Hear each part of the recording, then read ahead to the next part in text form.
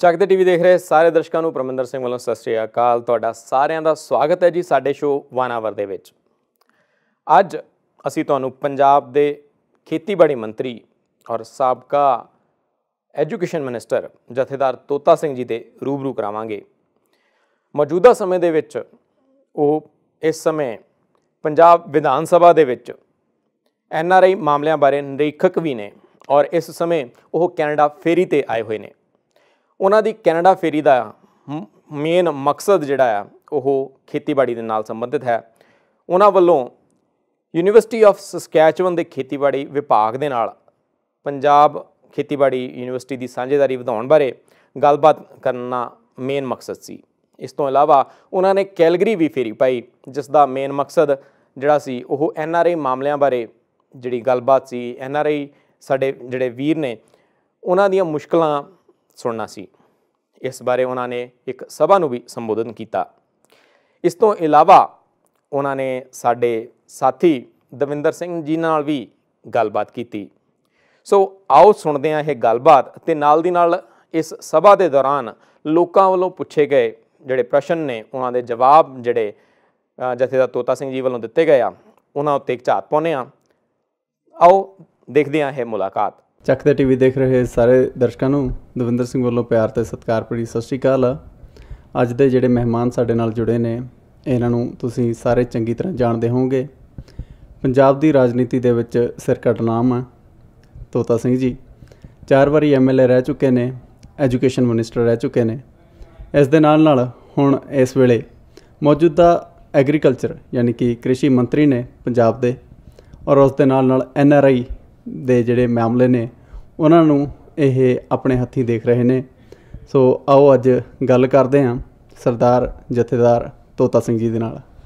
ਤੋਤਾ ਸਿੰਘ ਜੀ ਬਹੁਤ ਬਹੁਤ ਧੰਨਵਾਦ ਜੀ ਸਾਡੇ ਨਾਲ ਜੁੜਨ ਵਾਸਤੇ। ਸਭ ਤੋਂ ਪਹਿਲਾਂ ਮੈਂ ਚੱਕਦੇਵ ਦੇ ਚੈਨਲ ਦਾ ਅਤੇ ਵਿਸ਼ੇਸ਼ ਕਰਕੇ ਜਿੰਨੇ ਦਰਸ਼ਕ ਆ ਉਹਨਾਂ ਸਾਰਿਆਂ ਨੂੰ ਨਿਮਰਤਾ ਨਾਲ ਫਤਿਹ ਬੁਲਾਉਣਾ। ਵਾਹਿਗੁਰੂ ਜੀ ਕਾ ਖਾਲਸਾ ਵੀ ਫਤਿਹ। ਅਤੇ ਮੈਂ ਉਹਨਾਂ ਦਾ ਧੰਨਵਾਦ ਕਰਦਾ ਜਿਹੜੇ ਦਾਸ ਦੇ ਵਿਚਾਰ ਸੁਣਨਗੇ। ਅਤੇ ਜਥੇਦਾਰ ਤੋਤਾ ਸਿੰਘ ਜੀ ਤੁਸੀਂ ਇਸ ਵੇਲੇ ਕੈਲਗਰੀ ਆਏ ਹੋਏ ਹੋ, ਕੈਨੇਡਾ ਦੇ ਦੌਰੇ 'ਤੇ ਆਏ ਹੋਏ ਹੋ, ਅਤੇ ਕੀ ਮਕਸਦ ਹੈ ਇੱਥੇ ਆਉਣ ਦਾ? ਸਾਡਾ ਜਿਹੜਾ ਟੂਰ ਆ ਉਹ ਗੌਰਮੈਂਟ ਟੂਰ ਆ, ਨਾ ਕਿ ਪੋਲੀਟੀਕਲ। ਗੌਰਮੈਂਟ ਟੂਰ ਇਸ ਲਈ ਆ ਕਿ ਜਿਹੜੀ 7 ਸਟੇਟ ਆ ਉਹਦੇ ਜਿਹੜਾ ਸਸਕੈਚੁਅਨ ਆਪਣਾ ਸ਼ਹਿਰ ਆ ਉਸ ਇੱਕ ਤਰ੍ਹਾਂ ਸਾਇੰਸ ਸਿਟੀ ਆ। ਸਸਕੈਚੁਅਨ ਸ਼ਹਿਰ ਦੇ ਵਿੱਚ ਸਭ ਤੋਂ ਵੱਡੀ ਯੂਨੀਵਰਸਿਟੀ ਹੈ, ਔਰ ਜਿਹੜੀ ਉਹ ਸਟੇਟ ਆ ਉਹ 47% ਫੂਡ ਫੀਡ ਕਰਦੀ ਹੈ ਸਾਰੇ ਕੈਨੇਡਾ ਨੂੰ, ਅਤੇ ਐਕਸਪੋਰਟ ਵੀ ਕਰਦੀ ਹੈ। ਦਾਲਾਂ ਖਾਸ ਕਰਕੇ, ਕਨੋਲਾ ਆਇਲ ਬਹੁਤ ਬਾਹਰ ਨਾਲ ਸਰਪਲਸ ਹੁੰਦਾ। ਉਹਨਾਂ ਨੇ ਸਾਲਾਨਾ ਫੰਕਸ਼ਨ ਰੱਖਿਆ ਜੀ। ਆਏ ਸਾਲ ਹੀ ਦੁਨੀਆ ਦੇ ਕਿਸੇ ਨਾ ਕਿਸੇ ਦੇਸ਼ 'ਚ ਫੰਕਸ਼ਨ ਹੁੰਦਾ ਖੇਤੀਬਾੜੀ ਦੇ ਸੰਬੰਧ ਵਿੱਚ। ਇੱਥੇ 44 ਡੈਲੀਗੇਟਾਂ ਨੂੰ ਆਏ ਸੀ ਦੇਸ਼ਾਂ ਤੋਂ, 44 ਦੇਸ਼ਾਂ ਤੋਂ ਡੈਲੀਗੇਟ ਸਾਇੰਸਦਾਨ ਸਾਰੇ। ਸਾਡੇ ਇੰਡੀਆ ਗੌਰਮੈਂਟ ਨੂੰ ਵੀ ਸੱਦਾ ਪੱਤਰ ਦਿੱਤਾ ਸੀ ਉਹਨਾਂ ਦੀ ਮਿਨਿਸਟਰੀ ਨੇ, ਐਗਰੀਕਲਚਰ ਮਿਨਿਸਟਰੀ ਨੇ। ਉਹਦੇ ਵਿੱਚ ਸਾਡਾ, ਕਿਉਂਕਿ ਹਿੰਦੁਸਤਾਨ ਦੇ 28 ਸੂਬੇ ਆ, ਉਹਨਾਂ ਵਿੱਚੋਂ ਪੰਜਾਬ ਸੂਬਾ ਇੱਕ ਐਸਾ ਜਿਹੜਾ ਐਗਰੀਕਲਚਰ 'ਚ ਪਹਿਲਾ ਨੰਬਰ ਹੈ, ਜਿਹਦਾ 45% ਫੀਡ ਪੈਦਾ ਕਰਦਾ, ਖੁਰਾਕ ਦਿੰਦਾ ਸਾਰੇ ਹਿੰਦੁਸਤਾਨ ਦੇ ਲੋਕਾਂ ਨੂੰ, 125 ਕਰੋੜ ਦੀ ਆਬਾਦੀ ਨੂੰ। ਉਹਦੇ ਲਈ ਪੰਜਾਬ ਦੀ ਜ਼ਿੰਮੇਵਾਰੀ ਲੱਗੀ ਸੀ। ਮੈਂ ਮਿਨਿਸਟਰ ਹੋਣ ਕਰਕੇ ਐਗਰੀਕਲਚਰ ਦਾ ਮੈਂ ਆਪਦਾ ਡੈਲੀਗੇਸ਼ਨ ਲੈ ਕੇ ਇੱਥੇ ਆਇਆ ਸੀ, ਜਿਹਦੇ ਸਾਡੇ ਬਾਇਓਟੈਕਨੋਲੋਜੀ ਦੇ ਪ੍ਰਿੰਸੀਪਲ ਸੀਮਾ ਜੈਨ ਵੀ ਸੀ, ਜੋ ਸੀਨੀਅਰ ਅਫਸਰ ਸਾਰੇ, ਔਰ ਸਾਡੇ ਡਾਇਰੈਕਟਰ ਐਗਰੀਕਲਚਰ ਔਰ ਡਾਇਰੈਕਟਰ ਬਾਗਬਾਨੀ ਉਹ ਵੀ ਸਾਡੇ ਨਾਲ ਸਨ। ਔਰ ਉੱਥੇ 5 ਦਿਨ ਲਗਾਤਾਰ ਉਹ ਸਾਇੰਸਦਾਨਾਂ ਨੇ ਆਪਦੇ ਵਿਚਾਰ ਦਿੱਤੇ। ਹਰ ਇੱਕ ਉਹਨਾਂ ਨੇ ਆਪਦੇ ਦੇਸ਼ ਦੇ ਵਿੱਚ ਕਿਸ ਤਰ੍ਹਾਂ ਕਿਹੜੀ ਫਸਲ ਹੁੰਦੀ ਆ, ਹਾਈਬ੍ਰਿਡ ਦੇ ਕੀ ਨਫੇ ਆ, ਨੁਕਸਾਨ ਆ, ਜਾਂ ਖਾਦ ਕਿੰਨੀ ਵਰਤਣੀ ਚਾਹੀਦੀ ਹੈ, ਪਾਣੀ ਦੀ ਵਰਤੋਂ ਸਾਨੂੰ ਕਿਵੇਂ ਕਰਨੀ ਚਾਹੀਦੀ ਹੈ, ਇਹ ਸਾਰਾ ਇੱਕ ਦੂਜੇ ਨੂੰ ਗਿਆਨ 'ਚ ਵਾਧਾ ਕਰਨ ਲਈ ਸਾਰੀ 5 ਦਿਨ ਵਿਚਾਰਾਂ ਚੱਲਦੀਆਂ ਰਹੀਆਂ। ਉਹਦੇ ਸੰਬੰਧ ਵਿੱਚ ਅਸੀਂ ਆਪਣਾ ਪੱਖ ਰੱਖਣਾ ਸੀ, ਅਤੇ ਉਹ ਸਾਰਾ, ਅਤੇ ਇੱਕ ਅਸੀਂ MOU ਕੀਤਾ ਸੀ ਇੱਥੇ ਯੂਨੀਵਰਸਿਟੀ ਨਾਲ ਕਿ ਸਾਡੇ ਸਟੂਡੈਂਟ ਪਹਿਲਾਂ ਵੀ ਉੱਥੇ ਆਉਂਦੇ ਆ ਅਤੇ ਇੱਥੋਂ ਉੱਥੇ ਜਾਂਦੇ ਆ, ਤਾਂ ਕਿ ਜਿਹੜੇ PhD ਬੱਚੇ ਕਰਦੇ ਆ ਇੱਕ ਦੂਜੇ ਬਾਰੇ ਵਾਧਾ ਹੋਵੇ ਗਿਆਨ ਦੇ ਵਿੱਚ, ਸਾਇੰਸ ਦੇ ਵਿੱਚ, ਖੇਤੀਬਾੜੀ ਦੇ ਵਿੱਚ। ਉਹਦੇ ਲਈ ਹੋਰ ਉਹਦੇ 'ਚ ਵਾਧਾ ਕਰਨ ਲਈ ਸਟੂਡੈਂਟਾਂ 'ਚ MOU ਵਿਚਾਰ ਹੋਰ ਪੱਖਾਂ ਤੋਂ ਵੀ ਕੁਝ ਹੋਰ, ਜਿਵੇਂ ਫਸਲਾਂ ਜਿਹੜੀਆਂ ਹੈਗੀਆਂ ਅਸੀਂ ਉਹਨਾਂ ਦੀ ਖੋਜ ਕਰਨ ਲਈ ਵੀ ਉੱਦਣ MOU ਕੀਤਾ ਹੈਗਾ। ਤਾਂ ਇੱਥੇ ਆਉਣ ਦਾ ਮੇਨ ਮਕਸਦ ਐਗਰੀਕਲਚਰ ਹੀ ਰਿਹਾ ਵਾ, ਅਤੇ ਇੱਥੇ ਕੀ ਖਾਸ ਚੀਜ਼ਾਂ ਨੇ ਜਿਹੜੀਆਂ ਸਾਡੇ ਪੰਜਾਬ ਦੇ ਵਿੱਚ ਉੱਦਾਂ ਦੀਆਂ ਹੋਣੀਆਂ ਚਾਹੀਦੀਆਂ ਨੇ, ਜਾਂ ਫਿਰ ਇੱਥੇ ਕਿਹੜੀ ਚੀਜ਼ ਦੀ ਘਾਟ ਲੱਗੀ ਤੁਹਾਨੂੰ ਕਿ ਜਿਹੜੀ ਪੰਜਾਬ 'ਚੋਂ ਇੱਥੇ ਵੀ ਆ ਸਕਦੀ ਆ?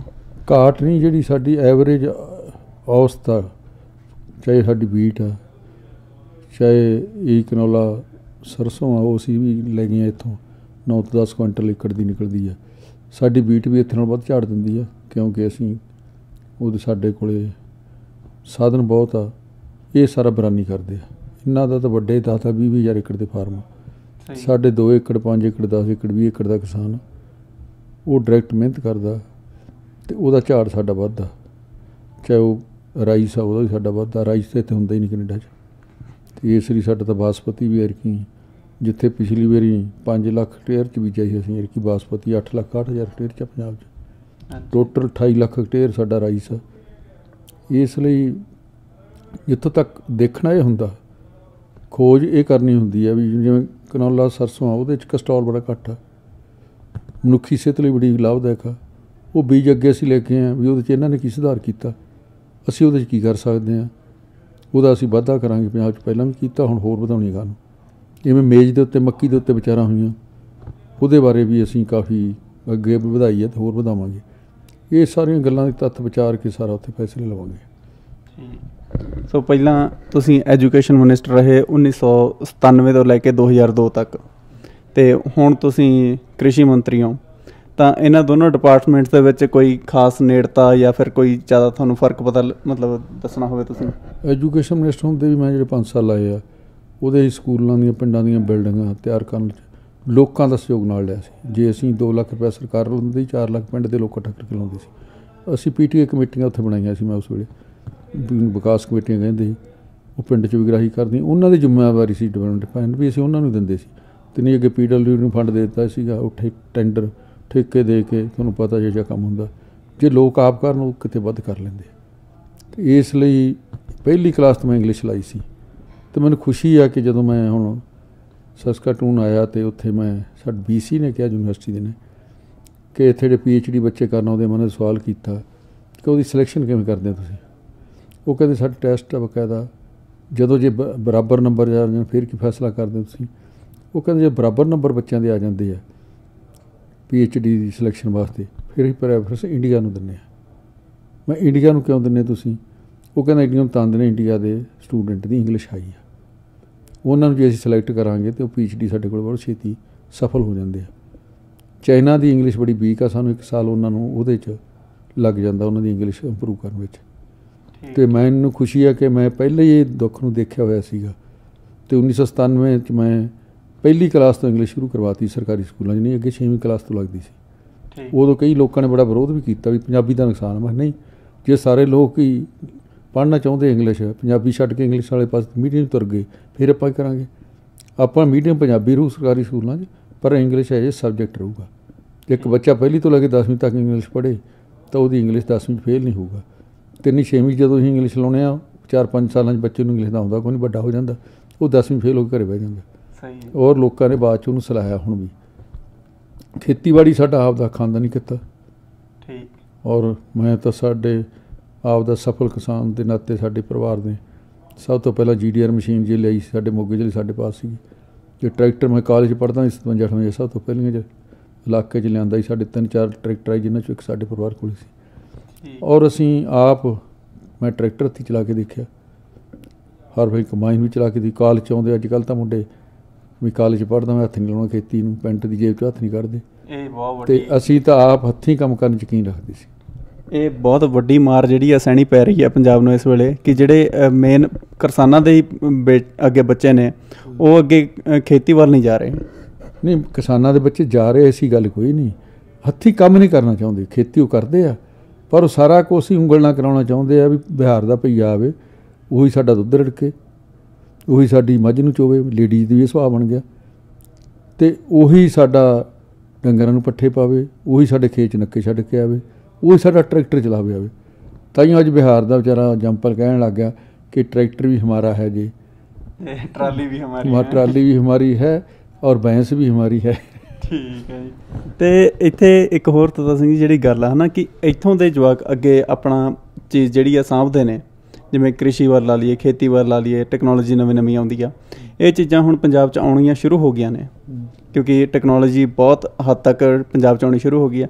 ਤਾਂ ਇੰਨੀ ਟੈਕਨੋਲੋਜੀ ਜਿਹੜੀ ਉਰੇ ਆ ਇਹ ਕਦੋਂ ਤੱਕ ਆਉਣੀ ਸ਼ੁਰੂ ਹੋਊਗੀ ਸੋ ਦੈਟ ਜਿਹੜਾ ਨੌਜਵਾਨ ਆ ਉਹਨੂੰ ਕਿਸੇ ਹੋਰ ਦੇ ਉੱਤੇ ਡਿਪੈਂਡ ਹੋਣ ਦੀ ਥਾਂ ਆਪਣੀ ਟੈਕਨੋਲੋਜੀ ਦੇ ਉੱਤੇ ਡਿਪੈਂਡ ਹੋਵੇ, ਉਹ ਇਹ ਕਦ ਤੱਕ ਪੰਜਾਬ 'ਚ ਆਊਗੀ ਚੀਜ਼? ਇਹ ਜਦੋਂ ਤੱਕ ਤਾਂ ਖੇਤੀਬਾੜੀ ਦੀ ਟੈਕਨੋਲੋਜੀ ਆ ਉਹ ਤਾਂ ਕੈਨੇਡਾ ਨਾਲੋਂ ਘੱਟ ਨਹੀਂ ਵੱਧਦਾ ਉੱਥੇ, ਇਹ ਮੈਂ ਤੁਹਾਨੂੰ ਭੁਲੇਖਾ।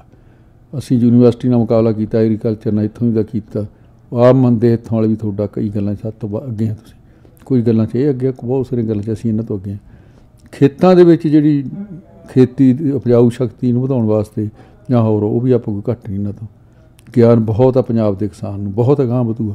ਇੱਥੇ ਦਾ ਕਿਸਾਨ ਇੱਕ ਬੰਦਾ 5-5 ਹਜ਼ਾਰ ਦੀ ਖੇਤੀ ਕਰਦਾ, ਉਹ ਦੇਖਿਆ ਉਹਦਾ ਧਿਆਨ ਹੀ ਨਹੀਂ ਨਵੀਂ ਟੈਕਨੋਲੋਜੀ ਵਾਲੇ ਪਾਸੇ। ਸਾਨੂੰ ਉੱਥੇ ਫਿਕਰ ਆ ਸਕਾਂ 2 ਏਕੜ ਵਾਲੇ ਨੂੰ ਦੇਖਣਾ ਵੀ ਮੈਂ ਆਪਦਾ ਪਰਿਵਾਰ ਕਿਵੇਂ ਪਾਲਣਾ, 4 ਏਕੜ ਵਾਲੇ ਨੂੰ ਦੇਖਣਾ ਮੈਂ ਪਰਿਵਾਰ ਕਿਵੇਂ ਪਾਲਣਾ। ਇਸ ਲਈ ਸਾਨੂੰ ਬਹੁਤਾ ਫਿਕਰ ਆ, ਇਸ ਲਈ ਟੈਕਨੋਲੋਜੀ ਵੱਲੋਂ ਘੱਟ ਨਹੀਂ ਕੋਈ ਇਹਨਾਂ ਤੋਂ। ਸਿਰਫ ਟੈਕਨੋਲੋਜੀ ਤਾਂ ਇੱਕ ਦੂਜੇ ਦੇਸ਼ ਨਾਲ ਜਦੋਂ ਇਹਨਾਂ ਦੇ ਸਾਇੰਸਦਾਨ ਸਾਡੇ ਕੋਲ ਜਾਂਦੇ ਆ ਅਸੀਂ ਇਹਨਾਂ ਸਾਂਝੀ ਕਰਦੇ ਹਾਂ, ਜੋ ਅਸੀਂ ਇਹਨਾਂ ਕੋਲ ਆਉਣਾ, ਜਿਵੇਂ ਹੁਣ ਡੈਲੀਗੇਸ਼ਨ ਸਾਡੇ ਆਏ 44 ਦੇਸ਼ਾਂ ਦੇ, ਉਹਨਾਂ 'ਚੋਂ ਅਸੀਂ ਕੋਈ ਨਵੀਂ ਚੀਜ਼ ਸਿੱਖਾਂਗੇ ਇਹਨਾਂ ਤੋਂ। ਅਤੇ ਪੰਜਾਬ 'ਚ ਪਾਣੀਆਂ ਦਾ ਜਿਹੜਾ ਮੁੱਦਾ ਵਾ ਉਹ ਕਾਫੀ ਜ਼ਿਆਦਾ ਉਲਝਿਆ ਹੋਇਆ ਵਾ। ਪੰਜਾਬ ਦੇ ਪਾਣੀਆਂ ਦਾ ਜਿਹੜਾ ਲੈਵਲ ਹੈ ਕਾਫੀ ਥੱਲੇ ਜਾ ਚੁੱਕਿਆ ਵਾ।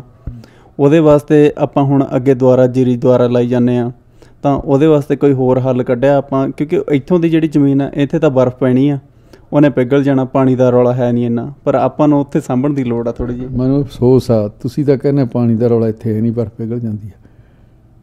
ਪਰ ਜੇ ਤੁਸੀਂ ਜਾ ਕੇ ਸਾਇੰਸਦਾਨਾਂ ਨਾਲ ਗੱਲ ਕਰੋ, ਇੱਥੋਂ ਵਾਲਿਆਂ ਨਾਲ, ਸਾਇੰਸਦਾਨ ਜਦੋਂ ਵੀ ਬੈਠੇ ਟੈਕਨੋਲੋਜੀ ਵਾਟਰ ਦੇ ਉੱਤੇ ਅਸੀਂ ਗੱਲ ਕੀਤੀ, 3 ਘੰਟੇ ਸਾਡੀ ਮੀਟਿੰਗ ਹੋਈ ਪਾਣੀ ਦੇ ਮਸਲੇ 'ਤੇ, ਅਤੇ ਆਪ ਮੰਨੇ ਕਿ ਵੀ ਸਾਡੀ ਤਾਂ ਇੰਨੀ ਲੜਾਈ ਹੈ 3 ਸੂਬਿਆਂ ਦੀ ਪਾਣੀ ਦੀ, ਅਲਬਰਟਾ ਦੀ, ਸਕਸੈਨਬਨ ਦੀ ਅਤੇ ਇੱਕ ਆਪਣਾ ਮੈਨੀਟੋਬਾ ਦੀ, ਅਤੇ ਇਹ 3 ਸੂਬਿਆਂ 'ਚ ਅਸੀਂ ਪਾਣੀ ਦਰਿਆਵਾਂ ਦਾ ਵੰਡੀ ਬੈਠੇ ਹਾਂ ਵੀ ਇਸ ਤੋਂ ਬਾਅਦ ਤੈਨੂੰ ਨਹੀਂ ਵਰਤਣ ਦੇਣਾ, ਇਸ ਤੋਂ ਬਾਅਦ ਤੈਨੂੰ ਨਹੀਂ ਵਰਤਣ ਦੇਣਾ। ਇਹ ਸਾਡਾ ਹਾਲ ਆ।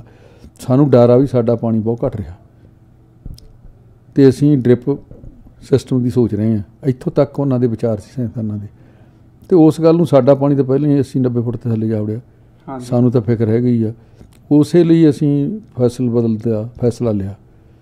ਜਿੱਥੇ ਅੱਗੇ ਪੂਸ਼ਾ 4 ਮਹੀਨਿਆਂ 'ਚ ਪੱਕਦਾ ਸੀਗਾ ਅਤੇ ਪਾਣੀ ਬਹੁਤ ਲੈਂਦਾ ਸੀ, ਉੱਥੇ ਹੀ ਪਹਿਲ ਬਾਸਪਤੀ ਨੂੰ ਦਿੱਤੀ ਆ। ਪਿਛਲੀ ਵਾਰੀ 5 ਲੱਖ ਹੈਕਟੇਅਰ ਸੀ ਔਰ ਸਾਨੂੰ 490 ਕਰੋੜ ਦਾ ਸਟੇਟ ਨੂੰ ਘਾਟਾ ਸਹਿਣਾ ਪਿਆ। ਸਾਰੇ ਟੈਕਸ ਮਾਫ ਕੀਤੇ ਕਿਉਂਕਿ ਉਹਦੀ ਮਿਨੀਮਮ ਸਪੋਰਟ ਨਹੀਂ ਬਾਸਪਤੀ ਦੀ, ਉਹ ਸਾਰੀ ਐਕਸਪੋਰਟ ਕੀਤੀ ਜਾਂਦੀ ਆ। ਇੰਡੀਆ 'ਚ ਘੱਟ ਖਾਂਦੇ ਲੋਕ, ਮਹਿੰਗੀ ਆ ਥੋੜ੍ਹੀ ਜਿਹੀ, ਅਤੇ ਇਸ ਲਈ ਉਹਦੇ ਲਈ ਫਿਰ ਸਾਰੇ ਟੈਕਸ ਛੱਡੇ, ਵਪਾਰੀਆਂ ਨੇ ਖਰੀਦਣੀ ਸੀ ਤਾਂ ਕਿ ਕਿਸਾਨ ਨੂੰ ਵੱਧ ਪੈਸੇ ਮਿਲਣ। 490 ਕਰੋੜ ਰੁਪਏ ਦੇ ਟੈਕਸ ਛੱਡੇ ਪਿਛਲੀ ਵਾਰੀ ਜੀ 5 ਲੱਖ ਹੈਕਟੇਅਰ ਦੀ ਬਾਸਪਤੀ ਵੇਚਣ ਵਾਸਤੇ। ਐਰਕੀ 8,61,000 ਤੁਹਾਡੀ ਹੈਕਟੇਅਰ ਬੀਜੀ ਬਾਸਪਤੀ, ਜਾਣੀ ਤੀਜਾ ਹਿੱਸਾ। ਪਿਛਲੀ ਵਾਰੀ 20% ਸੀ, ਐਰਕੀ 33% ਹੈ। 33% ਜਿਹੜੀ ਬਾਸਪਤੀ ਆ ਉਹ ਵੀ 1509 ਆ, ਜਿਹੜੀ 2.5 ਮਹੀਨੇ 'ਚ ਪੱਕ ਜਾਂਦੀ ਆ। ਕਿੱਥੇ ਕਿ 4 ਮਹੀਨੇ ਪੱਕਦਾ, ਇਹ ਦੁੱਗਣਾ ਪਾਣੀ ਲੈਂਦਾ ਸੀਗਾ। ਇਹਦੇ ਖਾਦ ਵੀ ਇੱਕ ਬੋਰੀ ਨਹੀਂ ਚੱਲ ਜਾਂਦੀ, 20 ਤੋਂ 22 ਕੁਇੰਟਲ ਨਿਕਲਦੀ ਆ। ਇਸ ਲਈ ਅੱਜ ਉਹਦਾ ਭਾਅ ਨੂੰ ਸਟੇਬਲ ਰੱਖਣ ਲਈ 2500-2800 ਤੋਂ ਵਿਕ ਰਹੀ। ਮੈਂ ਰਾਤ ਨੂੰ ਫੋਨ 'ਤੇ ਸਾਰੀਆਂ ਬੰਦੇ ਪੁੱਛਿਆ ਸੀਗਾ, ਅਤੇ ਉਹਦੇ ਲਈ ਵੀ ਐਰਕੀ ਸਾਨੂੰ ਹਰਿਆਣਾ ਵੀ ਐਂਟਰ ਕਰਾਉਣਾ ਪਿਆ। ਇਕੱਲੇ ਪੰਜਾਬ ਦੇ ਵਪਾਰੀ ਜੇ ਖਰੀਦਦਾ ਉਹਨੂੰ ਸਹੂਲਤ ਨਹੀਂ, ਹਿੰਦੁਸਤਾਨ ਦਾ ਕੋਈ ਵਪਾਰੀ ਵੀ ਆ ਕੇ ਬਾਸਪਤੀ ਪੰਜਾਬ 'ਚੋਂ ਖਰੀਦੇ, ਅਸੀਂ ਉਹਨੂੰ ਟੈਕਸ ਮਾਫ ਕੀਤਾ। ਠੀਕ ਮਤਲਬ ਹੁਣ ਤਾਂ ਕਿ ਬਾਸਪਤੀ ਵਾਧਾ ਹੋਵੇ। ਠੀਕ ਆ। ਅਤੇ ਇਹਦੀ ਥਾਂ 'ਤੇ ਆਪਾਂ ਕੁਛ ਇਹੋ ਜਿਹਾ ਕਿਉਂ ਨਹੀਂ ਲਾਉਂਦੇ ਹੈਗੇ ਜਿਹੜਾ ਮਤਲਬ ਪਾਣੀ ਦੀ ਘੱਟ ਤੋਂ ਘੱਟ ਵਰਤੋਂ ਕਰੇ? ਜਿਵੇਂ ਹੁਣ ਆਪਣੇ ਕਿਸਾਨ ਸਬਜ਼ੀਆਂ ਵਾਲੇ ਪਾਸੇ ਜਾਣਾ ਨਹੀਂ ਚਾਹੁੰਦੇ, ਮਿਹਨਤ ਬਹੁਤ ਲੱਗਦੀ ਆ, ਜਦ ਕਿ ਸਬਜ਼ੀਆਂ ਦੀ ਲੋੜ ਵੀ ਬਹੁਤ ਆ। ਹਾਈਟੈਕ ਖੇਤੀਆਂ ਨਹੀਂ ਕਰਨਾ ਚਾਹੁੰਦੇ, ਫੁੱਲਾਂ ਵੱਲ ਘੱਟ ਜਾਂਦੇ ਨੇ। ਇਹੋ ਜਿਹੀਆਂ ਖੇਤੀਆਂ ਵੱਲ ਉਹਨਾਂ ਨੂੰ ਹੋਰ ਜ਼ਿਆਦਾ ਪ੍ਰੋਤਸਾਹਨ ਮਿਲੇ ਤਾਂ ਇਹੋ ਜਿਹੀਆਂ ਕੁਛ ਟੈਕਸ ਛੱਡੇ ਜਾਣ। ਜਿੱਥੋਂ ਤੱਕ ਤਾਂ ਹੈਗਾ ਸਬਜ਼ੀਆਂ ਦੀ ਗੱਲ, ਉਹ ਪਾਣੀ ਘੱਟ ਨਹੀਂ ਲੈਂਦੀ। ਸਿਰਫ ਡ੍ਰਿਪ ਸਿਸਟਮ ਨਾਲ ਜਿਹੜੀ ਸਬਜ਼ੀ ਅਸੀਂ ਪਾਲਦੇ ਹਾਂ ਉਹ ਪਾਣੀ ਘੱਟ ਲੈਂਦੀ ਆ। ਡ੍ਰਿਪ ਸਿਸਟਮ ਲਈ ਵੀ 50% ਦੀ ਸਬਸਿਡੀ ਦਿੰਦੇ ਕਿਸਾਨਾਂ ਨੂੰ, ਐਗਰੀਕਲਚਰ ਡਿਪਾਰਟਮੈਂਟ ਸਾਡਾ। ਇਸ ਲਈ ਇਸ ਪਾਸੇ ਵੀ ਸਾਡਾ ਬਹੁਤ ਧਿਆਨ ਆ। ਪੱਕੇ ਖਾਲੇ ਜਿਹੜੇ ਆ, ਪਾਈਪਾਂ 90% ਸਬਸਿਡੀ ਦਿੰਦੇ ਹਾਂ। ਅੱਗੇ ਆਪਾਂ ਟਿਊਬਵੈੱਲ ਦੇ ਖਾੜ ਪਾਉਂਦੇ ਸੀਗੇ, ਹੁਣ ਟਿਊਬਵੈੱਲ ਦਾ ਪਾਣੀ ਵੀ ਜੇ ਤੁਸੀਂ ਥੱਲੇ ਧਰਤੀ 'ਚ ਪਾਈਪ ਨੱਪ ਕੇ ਅਤੇ ਆਪਦੇ ਖੇਤ ਨੂੰ ਦਿਓਗੇ ਤਾਂ ਉਹਦੇ 90% ਸਬਸਿਡੀ ਦੇ ਰਹੇ ਹਾਂ ਪਾਈਪਾਂ ਪਾਉਣ 'ਚ ਅਸੀਂ। ਅਤੇ ਮਤਲਬ ਇਹ ਚੀਜ਼ ਸਾਰੀਆਂ ਆਪਣੇ ਮੱਦੇ ਨਜ਼ਰ ਆਪਾਂ ਦੇਖੀਆਂ ਹੋਈਆਂ ਨੇ, ਆਪਾਂ ਹੋਰ ਵੀ ਪ੍ਰੋਤਸਾਹਨ ਦੇਈ ਜਾਂਦੇ ਹਾਂ।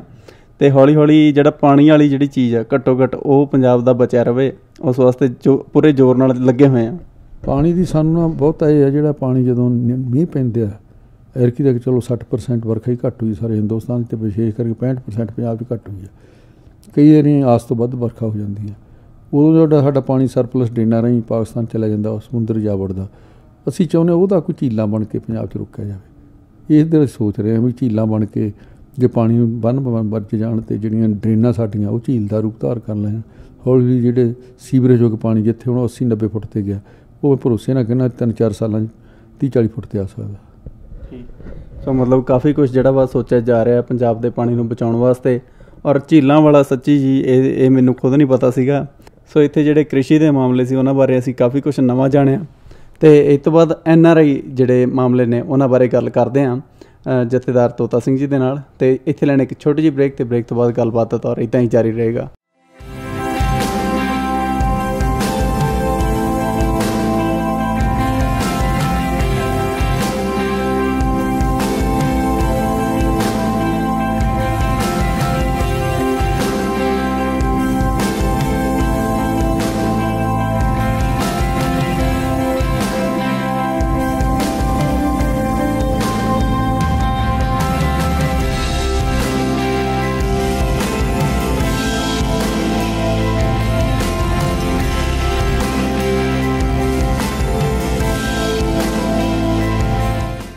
ਬ੍ਰੇਕ ਤੋਂ ਬਾਅਦ ਸਾਰੇ ਦਰਸ਼ਕਾਂ ਦਾ ਇੱਕ ਵਾਰੀ ਫਿਰ ਸਵਾਗਤ ਹੈ। ਅਤੇ ਗੱਲਬਾਤ ਦਾ ਦੌਰ ਉੱਦਾਂ ਹੀ ਜਾਰੀ ਰੱਖਦੇ ਹਾਂ। ਪਹਿਲਾਂ ਕ੍ਰਿਸ਼ੀ ਬਾਰੇ ਜਿਹੜੀ ਗੱਲਬਾਤ ਕੀਤੀ, ਅਤੇ ਹੁਣ NRI ਮਾਮਲੇ ਜਿਹੜੇ ਨੇ ਬਹੁਤ ਉਲਝੇ ਹੋਏ ਮਾਮਲੇ ਨੇ, ਬਹੁਤ ਜ਼ਿਆਦਾ, ਔਰ ਉਹਨਾਂ ਨੂੰ ਸੁਲਝਾਉਣਾ ਕੋਈ ਸੌਖਾ ਕੰਮ ਨਹੀਂ ਗਾ।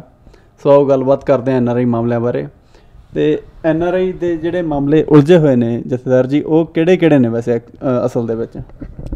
NRI ਦੇ ਜਿਹੜੇ ਮਾਮਲੇ ਆ, ਸਭ ਤੋਂ ਵੱਧ ਤਾਂ ਕੈਨੇਡਾ, ਨਿਊਜ਼ੀਲੈਂਡ, ਆਸਟ੍ਰੇਲੀਆ, ਜਿਨ੍ਹਾਂ ਦੇਸ਼ਾਂ 'ਚ ਨਵੇਂ ਪੰਜਾਬੀ ਗਏ ਆ, ਉਹਨਾਂ ਦੇ ਆਪਦੇ ਘਰੇਲੂ ਝਗੜੇ ਬਹੁਤੇ ਜ਼ਮੀਨਾਂ ਦੇ ਆ। ਜ਼ਮੀਨ ਪਹਿਲਾਂ ਸਸਤੀ ਸੀ, ਆਪਦੇ ਭਾਈਆਂ ਨੂੰ ਭਰਾਵਾਂ ਨੂੰ ਦੇ ਬੈਠੇ, ਹੁਣ ਜ਼ਮੀਨ ਦਾ ਭਾਅ ਬਹੁਤ ਹਾਈ ਆ ਉੱਥੇ। ਉਹਨਾਂ ਤੋਂ ਇੱਥੋਂ ਵਾਲੇ ਦੇ ਮਨ 'ਚ ਆ ਵੀ ਅਸੀਂ ਪੈਸੇ ਵੱਟੀਏ, ਸਾਡਾ ਇੱਥੇ ਵੀ ਬਣ ਸਕੇ। ਉਹਨਾਂ ਦੇ ਮਨ 'ਚ ਆ ਵੀ ਜ਼ਿਆਦਾ ਭਰਾ ਕੈਨੇਡਾ ਭੇਜਿਆ, ਆਸਟ੍ਰੇਲੀਆ ਭੇਜਿਆ ਸੀ, ਹੁਣ ਇਹ ਸਾਨੂੰ ਛੱਡ ਦੇਵੇ। ਬਹੁਤੇ ਝਗੜੇ ਤਾਂ 80% ਜ਼ਮੀਨ ਦੀ ਤਕਸੀਮ ਦੇ 'ਤੇ ਇਹਨਾਂ ਕੰਮਾਂ ਦੀ ਆ। ਸੋ ਮਤਲਬ ਜਿਹੜੇ ਬਹੁਤੇ ਮਾਮਲੇ ਨੇ ਉਹ ਗੱਲਬਾਤ ਜਿਹੜੀ ਘੱਟ ਹੁੰਦੀ ਆ ਆਪਸ ਦੇ ਵਿੱਚ, ਜਾਂ ਲਿਖਾ ਪੜ੍ਹਤ ਨਹੀਂ ਹੁੰਦੀ ਪਹਿਲਾਂ, ਉਹਦੇ ਜ਼ਿਆਦਾ ਪਹਿਲਾਂ ਪਿਆਰ ਨਹੀਂ ਨਿਬੜੀ ਵੀ ਹੈ। 20-20 ਸਾਲ ਦੇ 10-10 ਸਾਲ ਦੇ ਆਏ, ਆਪਦੇ ਭਰਾਵਾਂ ਨੂੰ ਛੱਡਿਆ। ਬਾਪ ਸਾਂਝਾ ਸੀ, ਬਾਪ ਨੇ 4 ਪੈਸੇ ਖਰਚ ਕਰਕੇ ਕੈਨੇਡਾ 'ਚ ਭੇਜਤਾ, ਜਾਂ ਆਸਟ੍ਰੇਲੀਆ ਭੇਜਤਾ, ਜਾਂ ਨਿਊਜ਼ੀਲੈਂਡ ਭੇਜਤਾ। ਦੂਆ ਮੁੰਡਾ ਉੱਥੇ ਖੇਤੀ ਕਰੀ ਜਾਂਦਾ, ਉਹ ਉੱਥੋਂ ਵਾਲਾ ਕਹਿ ਦਿੰਦਾ ਵੀ ਤੁਸੀਂ ਇੱਥੇ ਕੈਨੇਡਾ 'ਚ ਕੋਠੀ ਪਾਈ, ਮੈਨੂੰ ਉਹਦੇ 'ਚ ਹਿੱਸਾ ਦਿਓ ਜੀ। ਇਹੋ ਜਿਹੇ ਸਾਡੇ ਸਾਹਮਣੇ ਆਉਂਦੇ ਕੇਸ। ਪਰ ਅਸੀਂ ਚਾਹੁੰਦੇ ਨਹੀਂ, ਇੱਥੋਂ ਵਾਲੇ ਨੇ ਬੜੀ ਮਿਹਨਤ ਕਰਕੇ ਬਣਾਇਆ ਕੈਨੇਡਾ ਵਾਲੇ ਨੇ। ਤੁਸੀਂ ਜਿੰਨਾ ਚਿਰ 10-20 ਸਾਲ ਬਾਅਦ ਹੀ ਠੀਕ ਆ, ਹੁਣ ਤੁਸੀਂ ਪਿਆਰ ਨਾਲ ਛੱਡ ਦਿਓ। ਉਹਦੇ ਲਈ ਅਸੀਂ ਭਾਈਚਾਰਕ ਤੌਰ 'ਤੇ ਵੀ ਕੋਸ਼ਿਸ਼ ਕਰ ਰਹੇ ਹਾਂ। ਬਾਕੀ ਇਹਨਾਂ ਰਾਏ ਕਰਨਾ ਅਸੀਂ NRI ਦੀਆਂ ਜਿਹੜੀਆਂ ਤਕਸੀਮ ਆ, ਉਹਦਾ ਬੜਾ ਲੰਬਾ ਪ੍ਰੋਸੀਜਰ ਆ, ਉਹ ਛੋਟਾ ਕਿਵੇਂ ਹੋ ਸਕਦਾ। ਉਹਦੇ ਲਈ ਵੀ ਦੂਸਰਾ 15% ਵਿਆਹਾਂ ਦੀਆਂ ਠੱਗੀਆਂ, ਕੋਈ ਉੱਧਰਲੇ ਲੋਕ ਮਾਰਦੇ ਠੱਗੀਆਂ, ਕੋਈ ਇੱਥੋਂ ਵਾਲੇ ਵੀ ਮਾਰਦੇ ਆ। ਇੱਥੋਂ ਵਾਲੇ ਵੀ ਸਾਡੇ ਧਿਆਨ 'ਚ ਆ, ਅਤੇ ਉੱਥੋਂ ਵਾਲੇ ਵੀ ਨਹੀਂ, ਇਹ ਦੋਨੇ ਰਲਮਾ ਹੀ ਕੇਸ ਆ। ਉਹ ਅਸੀਂ ਚਾਹੁੰਦੇ ਹਾਂ ਵੀ ਕਿਸੇ ਢੰਗ ਨਾਲ ਦੋਨਾਂ ਤਰ੍ਹਾਂ ਦਾ ਸਹਿਯੋਗ, ਸਾਨੂੰ ਕੈਨੇਡਾ ਵਾਲਿਆਂ ਭਰਾਵਾਂ ਦਾ ਸਹਿਯੋਗ ਦੀ ਲੋੜ ਹੈ, ਅਤੇ ਸਾਨੂੰ ਇੰਡੀਅਨ ਦੀ ਵੀ ਲੋੜ ਆ ਰਲ ਕੇ, ਤਾਂ ਕਿ ਜਿਹੜਾ ਬੰਦਾ ਧੋਖੇ ਨਾਲ ਵਿਆਹ ਕਰਾਉਂਦਾ ਉਹਨੂੰ ਆਪਾਂ ਨੰਗਾ ਕਰ ਸਕੀਏ ਰਲ ਕੇ, ਤਾਂ ਕਿ ਸਾਡੀ ਪੰਜਾਬੀਆਂ ਦੀ ਬਦਨਾਮੀ ਨਾ ਹੋਵੇ। ਅਤੇ 5-7% ਕ੍ਰਿਮੀਨਲ ਕੇਸ ਆ। ਗਿਆ ਬੰਦਾ ਕਿੰਨਾ ਫੌਜਦਾਰੀ ਹੋ ਗਈ, ਫੌਜਦਾਰੀ ਉਹਦੇ ਭਰਾ ਨੇ ਕਰਤੀ, ਇੱਥੋਂ ਵਾਲੇ ਵਿੱਚ ਲਿਖਾਤਾ, ਉੱਥੇ ਗਿਆ ਕਰਕੇ ਕੋਈ 23 ਦਾ ਕੇਸ ਆ, ਕੋਈ 24 ਦਾ, ਕੋਈ 26 ਦਾ, ਉਹ ਸਾਰੇ ਰਿਵਿਊ ਕਰ ਰਹੇ ਆ ਵੀ ਕਿਸੇ ਨੂੰ ਨਜਾਇਜ਼ PO ਨਾ ਬਣਾਇਆ ਜਾਵੇ। ਸੋ ਇਹਦੇ ਵਾਸਤੇ ਜਿਹੜੇ ਆਪਾਂ ਗੱਲਾਂ ਕੀਤੀਆਂ, ਖਾਸ ਕਰਕੇ ਜਿਹੜੇ ਵਿਆਹਾਂ ਦੇ ਮਾਮਲੇ ਕਾਫੀ ਉਲਝਦੇ ਨੇ, ਇਹਦੇ ਵਾਸਤੇ ਕੋਈ ਕਾਨੂੰਨ 'ਚ ਬਦਲਾਵ ਕਰਨ ਦੀ ਲੋੜ ਆ, ਜਾਂ ਫਿਰ ਇਹਦੇ ਵਾਸਤੇ ਜਿਹੜੇ ਮੌਜੂਦਾ ਕਾਨੂੰਨ ਨੇ ਉਹਨਾਂ ਨੂੰ ਚੰਗੀ ਤਰ੍ਹਾਂ ਲਾਗੂ ਕਰਨ ਦੀ ਲੋੜ ਆ? ਜਿਵੇਂ ਇੱਥੋਂ ਵਾਲਿਆਂ ਨੇ ਵੀ ਕੋਈ ਸਖਤੀ ਕੀਤੀ ਵਿਆਹਾਂ ਦੀ, ਹੁਣ 2-2 ਸਾਲ ਅੱਗੇ ਉਦੋਂ ਹੀ ਤਲਾਕ 'ਚ ਲੈ ਕੇ ਅਤੇ ਉਦੋਂ ਹੀ ਦੂਜਾ ਵਿਆਹ ਫਿਰ ਕਰਾ ਲੈਂਦੇ ਇੰਡੀਆ 'ਚੋਂ। ਇੱਥੋਂ ਵਾਲਿਆਂ ਤੁਹਾਨੂੰ ਪਤਾ ਕਿੰਨਾ ਲੰਬਾ ਸਿਸਟਮ ਕਰਤਾ। ਇਵੇਂ ਉੱਥੇ ਅਸੀਂ ਵੀ ਐਸਾ ਕਰਤਾ ਵੀ ਜਿਹੜਾ ਉਦੋਂ ਹੀ ਸਰਟੀਫਿਕੇਟ ਆਉਂਦੇ ਉਹ ਨਹੀਂ ਗਾ, ਉਹਦੇ ਲਈ ਮਹੀਨਾ ਮੁੰਡਾ ਅਤੇ ਕੁੜੀ ਇਕੱਠੇ ਰਹਿਣਗੇ, ਅਤੇ ਉਹਨਾਂ ਦੇ ਵੈਰੀਫਿਕੇਸ਼ਨ ਕਰਦਾ, ਫਿਰ DC ਤੁਹਾਡੀ ਸਰਟੀਫਿਕੇਟ ਬਣਵਾ ਕੇ ਦਿੰਦੇ, ਤਾਂ ਕਿ ਇਹ ਨਾ ਵੀ ਇੱਕ ਦਿਨ ਗਿਆ ਚਾਹੇ ਮੁੰਡਾ ਚਾਹੇ ਕੁੜੀ ਆ ਜਾਂਦੇ ਸੀ। ਕਈ ਵਾਰ ਸਾਡੇ ਵੀ ਉੱਥੋਂ ਧੋਖਾ ਕਰਦੇ ਸੀ, ਮੁੰਡਾ ਵਿਆਹ ਕਰਕੇ ਆ ਜਾਂਦਾ, ਇੱਥੇ ਆ ਕੇ ਏਅਰਪੋਰਟ ਦੇ ਪਾਸੇ ਨਿਕਲ ਜਾਂਦੇ ਸੀ। ਇਸ ਤਰ੍ਹਾਂ ਦੋਨਾਂ ਤਰ੍ਹਾਂ ਪਾਸੋਂ ਹੀ ਥੋੜ੍ਹੀ ਇਹ ਨੁਕਸ ਰਹਿੰਦਾ, ਜਿਸ ਕਰਕੇ ਬਦਨਾਮੀ ਹੁੰਦੀ ਸੀ ਕੰਮ ਦੀ। ਇਹਨੂੰ ਘਟਾਉਣ ਲਈ ਉੱਥੇ ਵੀ ਅਸੀਂ ਅਮੈਂਡਮੈਂਟ ਕੀਤੀ ਆ ਤੇ ਇੱਥੇ ਵਾਲਿਆਂ ਨੂੰ ਅਮੈਂਡਮੈਂਟ ਕੀਤੀ। ਉਮੀਦ ਆ 4-5 ਸਾਲਾਂ 'ਚ ਆਪਾਂ ਕਾਬੂ ਪਾ ਲਾਂਗੇ ਇਹਨਾਂ ਮਸਲਿਆਂ 'ਤੇ। ਸੋ ਮਤਲਬ ਪ੍ਰੋਸੈਸ ਜਿਹੜਾ ਵਾ ਉਹ ਹੋਰ ਲੰਬਾ ਕਰ ਦਿੱਤਾ ਜਾਵੇਗਾ। ਹਾਂ, ਲੰਬਾ ਵੀ ਤਾਂ ਉੱਦਾਂ ਵੀ ਵੈਰੀਫਿਕੇਸ਼ਨ ਵੀ ਕਰਤੀ। ਜਿਹੜਾ ਗੁਪਤ ਜਾਗ ਚੌਕ ਕਰਕੇ ਵਿਆਹ ਕਰ ਲੈਂਦੇ ਆ, ਵੈਰੀਫਿਕੇਸ਼ਨ ਹੋਣੀ ਚਾਹੀਦੀ ਹੈ। ਜਦੋਂ ਕਿ ਉੱਥੇ ਆਨੰਦ ਕਾਰਜ ਹੋਊਗਾ, ਉਹਦਾ ਸਰਟੀਫਿਕੇਟ ਬਣਾਉਣ ਜਾਊਗਾ, ਉਹਦੀ ਅਸੀਂ ਵੈਰੀਫਿਕੇਸ਼ਨ ਕਰਾਵਾਂਗੇ। ਪਰ ਇੱਥੋਂ ਜਿਹੜੇ ਵਿਚਾਰੇ ਜਾਂਦੇ ਮਹੀਨੇ ਵਾਸਤੇ ਨੇ ਛੁੱਟੀ, ਉਹਨਾਂ ਦਾ ਵਾਸਤੇ ਨਹੀਂ ਔਖਾ ਹੋਊਗਾ ਜੀ? ਕੋਈ ਔਖਾ ਨਹੀਂ ਹੁੰਦਾ, ਭੁਲੇਖਾ ਮੈਰਿਜ ਸਰਟੀਫਿਕੇਟ ਤਾਂ ਬਣਾ ਹੀ ਦੇਵਾਂਗੇ। ਠੀਕ ਮਸਲਾ ਤਾਂ ਵੈਰੀਫਿਕੇਸ਼ਨ ਤਾਂ ਕਰਨੀ ਵੀ ਕਿਨੇ ਉਹ ਇੱਥੇ ਦੂਜਾ ਵਿਆਹ ਤਾਂ ਨਹੀਂ ਪਹਿਲਾਂ ਕਰਾਇਆ ਉਹਦਾ, ਜਾਂ ਕੋਈ ਮੁੜ ਕੇ ਐਸਾ ਉੱਥੇ ਕੁੜੀ ਨੂੰ ਉੱਥੇ ਛੱਡ ਜੂ, ਜਾਂ ਉੱਥੋਂ ਦਾ ਮੁੰਡਾ ਹੀ ਠੱਗੀ ਮਾਰ ਜੇ। ਠੀਕ ਹੈ ਜੀ, ਠੀਕ ਹੈ। ਅਤੇ ਇੱਕ ਹੋਰ ਜਿਹੜਾ ਮੁੱਦਾ ਉਰੇ NRIਆਂ ਦਾ, ਆਪਾਂ ਜ਼ਮੀਨ ਦੀ ਗੱਲ ਕੀਤੀ ਕਿ ਜ਼ਮੀਨ ਐਕਚੁਅਲੀ ਜ਼ਮੀਨ ਦੇ ਕੇਸਾਂ ਦੇ ਵਿੱਚ ਜ਼ਿਆਦਾਤਰ ਮੁੱਦੇ ਜਿਹੜੇ ਹੁੰਦੇ ਆ ਉਹ ਕਾਨੂੰਨ ਤੱਕ ਨਾ ਪਹੁੰਚਣ, ਇਸ ਵਾਸਤੇ ਜਿਹੜੀ ਗੱਲਬਾਤ ਆ ਪਹਿਲਾਂ ਰਾਜੀਨਾਮੇ ਹੋ ਜਾਣ, ਉਸ ਵਾਸਤੇ ਕੀ ਕੀਤਾ ਜਾ ਸਕਦਾ ਵਾ? ਜਿੱਥੋਂ ਤੱਕ ਅਸੀਂ ਇਹ ਫੈਸਲਾ ਕੀਤਾ, ਪੰਜਾਬ ਦੇ 22 ਜ਼ਿਲ੍ਹੇ ਆ, 22 ਜ਼ਿਲ੍ਹੇ ਸਾਡੇ ਮਿਨੀ ਸੈਕਟਰੀਏਟ ਬਣ ਚੁੱਕੇ ਆ। ਹਰ ਇੱਕ ਮਿਨੀ ਸੈਕਟਰੀਏਟ 'ਚ ਅਸੀਂ NRI ਸਭਾ ਨੂੰ ਇੱਕ ਦਫ਼ਤਰ ਦੇਣਾ। ਜੇ ਮੋਗੇ ਦੇਤਾ, ਲੁਧਿਆਣੇ ਦੇਤਾ, ਜਲੰਧਰ ਦੇਤਾ, ਹੋਰ ਥਾਵਾਂ 'ਤੇ ਵੀ ਦੇ ਰਹੇ ਹਾਂ। ਉੱਥੇ ਅਸੀਂ ਕਹਿੰਦੇ ਤੁਸੀਂ ਮੈਂਬਰਸ਼ਿਪ ਬਣੋ, ਕਿ 100 ਮੈਂਬਰ ਹੋ ਚਾਹੇ 50 ਹੁਣ ਤੁਹਾਡੇ ਉਸ ਜ਼ਿਲ੍ਹੇ ਦੇ, ਉਹ ਆਪਦਾ ਪ੍ਰਧਾਨ ਤੁਸੀਂ ਆਪ ਚੁਣੋ। NRI ਦਫ਼ਤਰ ਤੁਹਾਡੇ ਬੰਦੇ ਰਿਟਾਇਰਮੈਂਟ ਵਾਲੇ ਆ ਉੱਥੇ ਬੈਠਣ, ਲੋਕਾਂ ਦੇ ਦੁੱਖ ਸੁੱਖ ਸੁਣਨ। ਅਸੀਂ ਚਾਹੁੰਦੇ ਜਿਹੜੇ NRI ਥਾਣੇ ਬਣਾਏ ਆ, ਉਹਨਾਂ ਜਿਹੜਾ ਵੀ ਕੇਸ ਜਾਵੇ ਪਹਿਲਾਂ ਭਾਈਚਾਰਕ ਤੌਰ 'ਤੇ ਦਾ ਫੈਸਲਾ ਕੀਤਾ ਜਾਵੇ।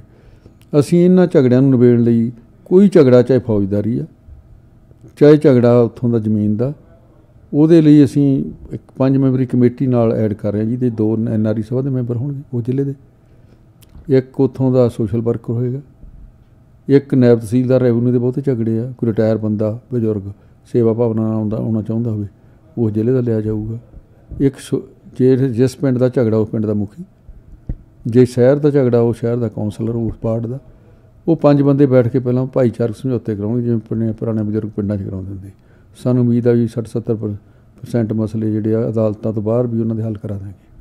ਠੀਕ ਜੀ, ਠੀਕ। ਇਹ ਮਤਲਬ ਜ਼ਰੂਰੀ ਚੀਜ਼ਾਂ ਨੇ ਜਿਹੜੀਆਂ, ਕਿਉਂਕਿ ਸਮਾਂ ਪੂਰਾ ਜਿਹਾ ਹੁੰਦਾ ਜਦੋਂ ਜਾਂਦੇ ਨੇ NRI ਇੰਡੀਆ ਦੇ ਵਿੱਚ। ਅਤੇ ਇਸ ਤੋਂ ਬਾਅਦ ਇੱਕ ਹੋਰ ਮਸਲਾ ਜਿਹੜਾ ਵਾ, ਕਿਉਂਕਿ ਬਲੈਕ ਲਿਸਟ ਦਾ ਜਿਹੜਾ ਮਸਲਾ ਵਾ ਬਹੁਤ ਉਲਝਿਆ ਰਿਹਾ ਵਾ। 84 ਦਾ ਵੇਲਾ ਪੰਜਾਬ ਨੇ ਬਹੁਤ ਮਾੜਾ ਦੇਖਿਆ ਵਾ। ਉਸ ਤੋਂ ਬਾਅਦ ਬਲੈਕ ਲਿਸਟ ਜਿਹੜੀ ਲਾਗੂ ਹੋਈ ਆ, ਉਹਦੇ ਵਿੱਚ ਕੋਈ ਘੱਟ ਵੱਧ ਹੋਣ ਦੀ ਉਮੀਦ ਹੈਗੀ ਹੈ ਔਰ ਪੰਜਾਬੀਆਂ ਨੂੰ? ਵੇਖੋ, ਬਲੈਕ ਲਿਸਟ ਤਾਂ ਬਹੁਤ ਪੁਰਾਣੀ ਬਣੀ ਹੋਈ ਇਹਨਾਂ ਦੀ। ਉਹਦੇ 'ਚ ਇੰਨਾ ਘਟਾਈ ਆ ਗਿਣਤੀ ਉਹਦੀ ਹੋਰ ਘਟਾਉਣ ਲਈ ਵੀ ਉੱਦਾਂ ਸਾਡੀਆਂ ਸੰਸਥਾਵਾਂ ਮੋਦੀ ਜੀ ਨੂੰ, ਸਾਡੇ ਪ੍ਰਧਾਨ ਮੰਤਰੀ ਨੂੰ ਮਿਲੀਆਂ। ਅਸੀਂ ਵੀ ਉਸ NDA ਗੌਰਮੈਂਟ ਦੇ ਵਿੱਚ ਹਿੱਸੇਦਾਰ ਹਾਂ। ਸਾਡੀ ਪੂਰੀ ਕੋਸ਼ਿਸ਼ ਆ ਇਹਦੇ ਸੁਖਦੇਵ ਸਿੰਘ ਢੀਂਡਸਾ ਸਾਡਾ ਜਿਹੜਾ ਰਾਜ ਸਭਾ ਦੇ ਲੀਡਰ ਆ, ਉਹਦੀ ਡਿਊਟੀ ਲਾਈ ਆ। ਉਹਦੇ ਕੋਲ ਸਾਰਾ ਜਿੰਨੀ ਵੀ ਉਹ ਕਾਲੀ ਸੂਚੀ ਆ, ਉਹਦੇ ਮੁਤਾਬਕ ਉਹਦੀ ਡਿਊਟੀ ਲਾਈ ਆ। ਅਤੇ ਉਹਦੇ ਨਾਲ ਮੈਂ ਜਿੱਦਣ ਆਉਣਾ ਸੀ, ਉਹ ਤੋਂ ਪਹਿਲਾਂ ਸਾਡੀ 2 ਦਿਨ ਮੀਟਿੰਗ ਵੀ ਹੋਈ ਸੀ। ਉਹ ਕਹਿੰਦਾ ਮੇਰਾ ਖਿਆਲ ਅਸੀਂ ਆਪਾਂ 60% ਘੱਟ ਗਿਆ, ਅਸੀਂ ਹੋਰ ਵੀ ਘਟਾ ਰਹੇ ਹਾਂ। ਜਿੰਨਾ ਕੁ ਸਾਡੇ ਬਸ ਅਸੀਂ ਪਹੁੰਚ ਕਰਕੇ ਕੇਂਦਰ ਤੱਕ ਨੂੰ ਘਟਾਉਣ ਦੀ ਕੋਸ਼ਿਸ਼ ਕਰਾਂਗੇ। ਕਿਉਂਕਿ ਹੁਣ ਹਾਲਾਤ ਜਿਹੜੇ ਨੇ ਕਾਫੀ ਜ਼ਿਆਦਾ ਬਦਲ ਚੁੱਕੇ ਨੇ, ਉੱਧਰ ਵੀ ਇੱਥੇ ਵੀ ਕਾਫੀ ਬਦਲ ਚੁੱਕੇ ਨੇ।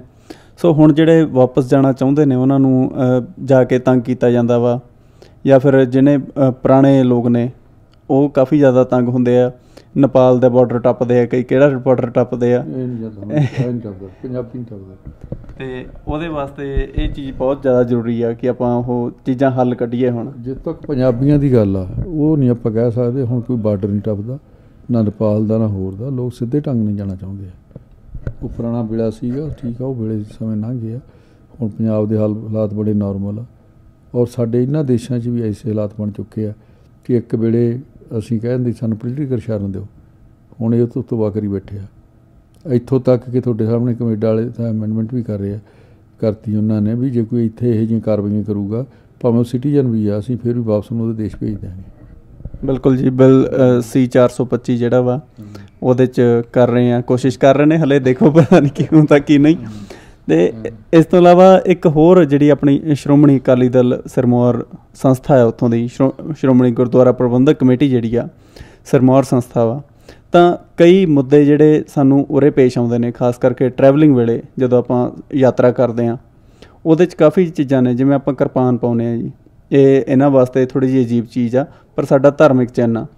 ਧਾਰਮਿਕ ਭਾਵਨਾਵਾਂ ਬਹੁਤ ਜ਼ਿਆਦਾ ਆਹਤ ਹੁੰਦੀਆਂ ਨੇ ਜਦੋਂ ਇਹ ਕਿਰਪਾਨ ਕਹਿੰਦੇ ਨੇ ਸਾਨੂੰ ਕੱਢਣ ਵਾਸਤੇ, ਹੈ ਨਾ। ਤਾਂ ਉਹਨਾਂ ਵਾਸਤੇ ਆਪਾਂ ਕੀ ਕੁਛ ਕਰ ਰਹੇ ਹਾਂ ਏਅਰਪੋਰਟ ਦੇ ਉੱਤੇ? ਇਹ ਕੀ ਹੋਣਾ ਚਾਹੀਦਾ ਨਿਯਮ ਅਸਲ 'ਚ? ਇਸ ਤਾਂ ਇੰਟਰਨੈਸ਼ਨਲ ਆ ਜਿਹੜਾ ਉਹਦੇ 'ਚ ਅਸੀਂ ਇੰਡੀਆ ਦੇ ਵਿੱਚ ਤਾਂ 6 ਇੰਚੀ ਦੀ ਸ੍ਰੀ ਸਾਹਿਬ ਪਾ ਕੇ ਅਸੀਂ ਏਅਰ ਕੈਨੇਡਾ ਜਾ ਸਕਦੇ ਹਾਂ। ਸਾਡੇ ਇੰਡੀਆ 'ਚ ਕੋਈ ਪਾਬੰਦੀ ਨਹੀਂ। ਜਦੋਂ ਅਸੀਂ ਇੰਟਰਨਲ ਫਲਾਈਟ ਚੜ੍ਹਦੇ ਹਾਂ, ਮੈਂ ਅੰਮ੍ਰਿਤਧਾਰੀ ਹਾਂ, ਮੇਰੇ ਮਨ 'ਤੇ ਬੋਝ ਬਹੁਤ ਰਵਾਂ, ਸਾਨੂੰ ਸ੍ਰੀ ਸਾਹਿਬ ਲਾਉਣੀ ਪੈਂਦੀ ਹੈ ਔਰ ਛੋਟੀ ਸ੍ਰੀ ਸਾਹਿਬ ਆਪਦੇ ਗਲ 'ਚ ਪਾ ਕੇ ਸਾਨੂੰ ਲੈ ਕੇ ਆਉਣੀ ਪੈਂਦੀ ਆ।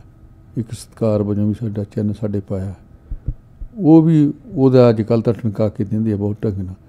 ਮੇਰਾ ਕਹਿਣ ਭਾਵੇਂ ਇੰਟਰਨੈਸ਼ਨਲ ਨਾ ਤਾਂ ਅਸੀਂ ਉਹਦੇ 'ਚ ਕੋਈ ਕਰ ਸਕਦੇ ਹਾਂ ਤੁਹਾਡੇ ਸਾਹਮਣੇ, ਉਹਦੇ 'ਚ ਇਹ ਤਾਂ ਕੋਈ ਵਰਲਡ ਪੱਧਰ 'ਤੇ UN ਪੱਧਰ 'ਤੇ ਹੀ ਸਾਡੇ ਧਾਰਮਿਕ ਨੂੰ ਮਾਨਤਾ ਦਿੱਤੀ ਜਾਵੇ, ਭਾਵੇਂ ਜਿੱਥੇ 6 ਇੰਚੀ ਉਹਦੀ 3 ਇੰਚੀ ਕਰ ਦੇਣ ਕੋਈ ਤਰੀਕਾ, ਤਾਂ ਕਿ ਸਾਨੂੰ ਮੁੜ ਕੇ ਛੋਟੀ ਗਲ 'ਚ ਨਾ ਪਾਉਣੀ ਪਵੇ। ਅਤੇ ਇਸ ਪਾਸੇ ਅਸੀਂ ਤਾਂ ਚਾਹੁੰਦੇ ਹਾਂ ਵੀ ਇੱਕ ਹੌਲੀ ਹੌਲੀ ਅਜੇ ਨਾ ਹਾਲਾਤ ਐਸੇ ਆ ਕਿ ਆਪਾਂ ਜਿਹੜੀ ਸਿੱਖੀ ਸਰੂਪ ਆ ਸਾਡਾ, ਗੁਰੂ ਗੋਬਿੰਦ ਸਿੰਘ ਨੇ ਤਾਂ ਸਰਬੱਤ ਦੇ ਭਲੇ ਲਈ ਬਣਾਇਆ ਸੀ, ਅਤੇ ਅਸੀਂ ਕਿਸੇ ਦਾ ਬੁਰਾ ਨਹੀਂ ਸੋਚਦੇ, ਅੱਜ ਵੀ ਸਰਬੱਤ ਦਾ ਭਲਾ ਸੋਚਦੇ ਹਾਂ। ਕੋਈ ਔਕੜ ਆਵੇ, ਜੇ ਜੰਮੂ ਕਸ਼ਮੀਰ 'ਚ ਭਾਵੇਂ 80% ਤੋਂ ਵੱਧ ਮੁਸਲਮਾਨ ਲੋਕ ਆ, ਜੇ ਉੱਥੇ ਸੰਕਟ ਆਇਆ ਤਾਂ ਉੱਥੇ ਸ਼੍ਰੋਮਣੀ ਗੁਰਦੁਆਰਾ ਪ੍ਰਬੰਧਕ ਕਮੇਟੀ ਹੀ ਮੂਹਰੀ ਬਣ ਕੇ ਸੇਵਾ ਨਿਭਾ ਰਹੀ, ਲੰਗਰ ਦੀ, ਪਾਣੀ ਦੀ, ਖਰਚ।